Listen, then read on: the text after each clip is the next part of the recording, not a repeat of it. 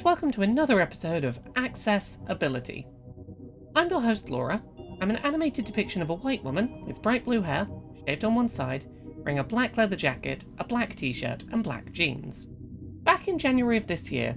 Pokémon Legends Arceus was released, bringing with it a whole host of changes to the Pokémon formula that, in my opinion, were largely to the series' benefit. From the addition of a Pokédex that required actual research to complete, to overworld encounters that allowed for a variety of approaches, I'm a big fan of the overall design direction that Legends Arceus took the Pokémon series in going forward. However, not every change made in Pokémon Legends Arceus was universally liked by the player base, and perhaps no change to the format was as controversial and polarizing as the increased ease with which shiny Pokémon could be found in court. While not perfectly accessible, Pokémon Legends Arceus made shiny Pokémon easier to find and harder to lose out on encounters with, without changing their actual base rarity in the games. They included an in-game tutorial that showed an example of a shiny Pokémon in the wild which could be caught, and had easy-to-understand mechanics for hunting shiny forms of specific individual species. If any of you follow me online, there's a good chance that you know that I'm a shiny hunter in the Pokémon series, approximately 90% of the way to having a complete collection of shiny Pokémon at the time of Pokémon Scarlet and Violet's release. And I really love the changes made in Legends Arceus to shiny hunting, both in terms of disabled player accessibility, and more generally in terms of availability to the average player. That said, there was also a very vocal contingent of the shiny hunting community, with more gatekeeping perspectives than my own, who felt that the game made shiny hunting too easy, and devalued the achievements of those with an admittedly niche hobby. In the run-up to Pokémon Scarlet and Violet releasing, I'd personally been advocating for shiny hunting in those games to be more accessible for disabled players than it had been in Legends Arceus. Unfortunately, what we saw was ultimately the opposite. So today, on Accessibility, we're going to be talking about the level of shiny hunting accessibility seen in Pokémon Scarlet and Violet, and how it compares to the mechanics that were available in Legends Arceus. We're going to talk about which Legends Arceus mechanics have been removed, which new mechanics have been added to Scarlet and Violet, and why adding back in mechanics from Legends Arceus isn't all about making shiny hunting less of an overall challenge. For a quick refresher, we're going to start this video with a recap of what shiny Pokémon are, how shiny hunting works in Legends Arceus, and the pros and cons that that game's system came bundled with. In the Pokémon series, any Pokémon you encounter, with a handful of exceptions, has a chance to appear in a rare colour variant form called a shiny. They don't do anything special in battle, but their unique appearance is somewhat of a status symbol. While early games in the series had a roughly 1 in 8,000 chance of a Pokémon being shiny, this has been lowered to approximately 1 in 4,000 in recent years, with methods introduced to bring these odds even lower with dedicated effort. In Pokémon Legends Arceus, shiny Pokémon appear as shiny in the overworld, similar to Pokémon Let's Go Pikachu and Eevee, which released in late 2018. Where shiny Pokémon back in Let's Go featured both their shiny coloration and a sparkling effect when walking around, Legends Arceus took a slightly different approach. In Legends Arceus, shiny Pokémon appear in the overworld in their shiny coloration, but also feature an audio ping and a visual sparkle animation when they spawn in.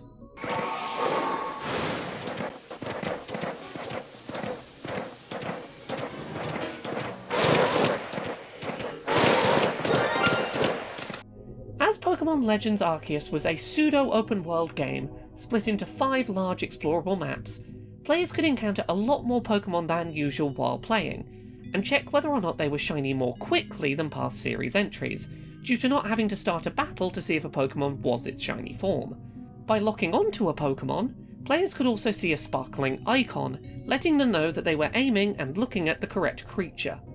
Also, the addition to the series of ride Pokémon, including a gliding mount, meant that players could quickly fly over large amounts of Pokémon spawns, checking whether or not they were shiny at a distance. In addition, the game introduced a Pokédex system where players could complete easily laid out tasks to increase their shiny odds for a specific species, and introduced mass outbreaks, where players could encounter large numbers of a single species of Pokémon with boosted shiny encounter odds. The system wasn't perfect, largely due to the fact that hearing players had a distinct advantage shiny hunting compared to their deaf peers. While the audio sparkle sound effect that plays when a shiny spawns in could be heard regardless of if you were looking at the Pokemon when it spawned, the visual sparkle effect required a player to look in the right direction to see it at the moment the creature spawned. While the system largely made shiny hunting more accessible to more players, there was room for improvement. I personally advocated for either adding a visual sparkle that was visible on screen no matter where you were facing at the moment a shiny spawned, or for Scarlet and Violet to include shiny spawning information on the game's minimap, a feature which was shown in trailers to include information on nearby Pokemon encounters. However, now that Scarlet and Violet are officially released, I can confirm that not only were neither of my suggested methods for making shiny hunting more deaf player accessible introduced, but in fact, several accessibility options for hearing but partially sighted or colourblind players have been removed. So, how does shiny hunting work in Pokemon Scarlet and Violet by comparison? While shiny Pokemon are still visibly in their shiny coloured forms in the overworld, and able to be seen as shiny without being encountered in battle, Scarlet and Violet have removed both the audio and visual sparkle effects when a shiny Pokemon spawns nearby, as well as the shiny icon when locking onto a shiny on the overworld, seemingly in response to outcry from Legends Arceus making shiny hunting too easy for casual players. Now, those cues only occur if and when you start a battle with a shiny. While this already makes shiny hunting less accessible than it was previously for certain disabled players, changes have also been made to how ride Pokemon work, most notably nerfing the distance that a gliding ride Pokemon can travel before being forced to land on the ground, making flyover shiny hunts a lot less viable. Pokemon Scarlet and Violet, despite in my opinion being overall great games, do suffer from a noticeable drop in visual fidelity and resolution as a compromise made in the move from Legends Arceus' segmented large maps to being a true singular open world. This makes small details in some cases more difficult to see on Pokemon, in particular Pokemon species who are particularly small in the overworld, or when viewing Pokemon from a distance, specifically when gliding over a zone. This compounds the difficulty of seeing a shiny Pokemon without the aid of spawn-in visual and audio cues. Also, in a move that I personally feel is pretty unforgivable given the removal of on-spawn accessibility cues, numerous species of Pokemon introduced in Scarlet and Violet have incredibly subtle shiny colour alterations, making them near impossible to naturally notice while playing. For years, my reference point for a hard-to-spot shiny Pokemon has been Gengar, but new additions Tandemaus and Paldean Tauros easily rival Gengar in terms of their minimal colour alterations. Even Pokemon such as Charcadet, whose shiny contains bright blue eyes in place of orange eyes, is incredibly hard to spot due to its small size and the game's reduced resolution. In my view, if developer Game Freak knew that they were going to reduce the audio-visual feedback provided to players regarding shiny spawns, the least they could do is ensure that shiny forms of new Pokemon all looked drastically different from their original versions, to make sure that players with reduced vision could at a glance tell that something was abnormal about a species as they walk past. Now, there are still ways that a low vision player can identify a shiny Pokemon without engaging every single Pokemon they see in battle, but doing so is a more time-consuming process, and it is easier to miss a shiny if you do not slowly work your way through every in-game spawn methodically. The main way to identify a visually indistinct shiny in Pokemon Scarlet and Violet is to use the game's new Let's Go auto battle feature, which sends the lead Pokemon in your party to automatically fight nearby Pokemon for crafting materials and a small amount of reduced experience points. Contrary to reports prior to the game's release, this auto-battling feature will not defeat a shiny Pokemon, and is actually the only method of quickly determining hard-to-visually determine shiny status. If you send a Pokemon out to auto-battle a shiny, the Pokemon will refuse to fight, instead shaking its head in refusal. If you, for example, see a group of Charcadet, or a Tandemaus outbreak, you can send your lead Pokemon to knock out each and every Pokemon you see, and if they refuse a battle, you can walk over and start a fight,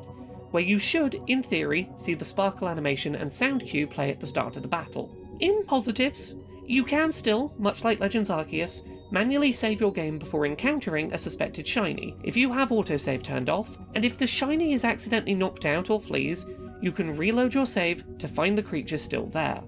While I get that, for some shiny hunters, Their shiny collections are a status symbol, hunted methodically over several years, in games without accessibility tools to speed up or aid shiny hunting, or make it more approachable.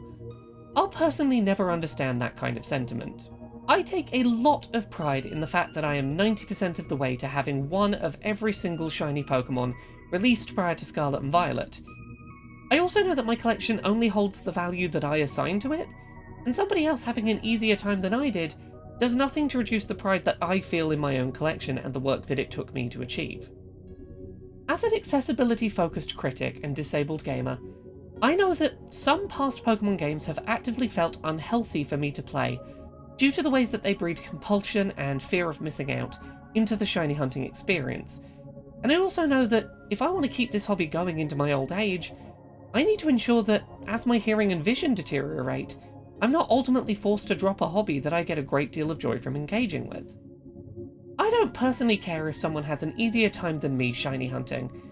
and I think that allowing deaf, blind, and colourblind shiny hunters an equal footing on shiny hunts,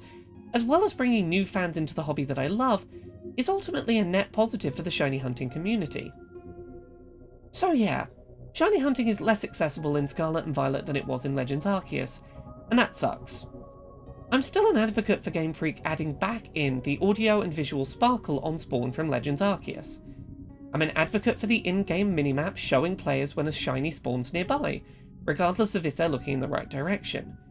I'm an advocate for shiny hunting being more accessible to more players, and I want to see Game Freak do a better job than they've been doing going forward. Legends Arceus showed that, in my opinion, it is possible to make shiny Pokémon rare, but also accessible. I want to see a return to that game's shiny hunting mechanics, but I also want to see progress past that point too.